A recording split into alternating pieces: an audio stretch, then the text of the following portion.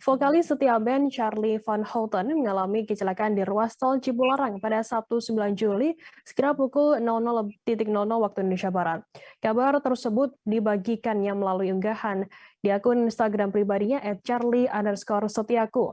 Dalam unggahannya terlihat video singkat yang memperlihatkan kondisi mobil yang ditumpangi oleh Charly yang tampak ringsek. Sementara petugas tol pun terlihat turut membantu untuk melakukan evakuasi. Kemudian pada caption yang dituliskan informasikan bahwa Charly beserta 4 krunya berhasil selamat. Sementara dalam kecelakaan tersebut, salah satu kru yang ikut dalam rombongan tersebut bernama Muhammad Angga Wahyu Gumilar menderita luka-luka. Diceritakan Charly namun truk tersebut tanpa memberikan kode belok ke kanan sehingga kecelakaan pun tak terhindarkan. Charly Van Houten sendiri, vokalis setia band, bersyukur masih bisa selamat dalam kecelakaan nahas di tol Cipularang tersebut. Ucapan syukur itu disampaikan Charly setia band melalui postingannya di Instagram @charly_setiaku.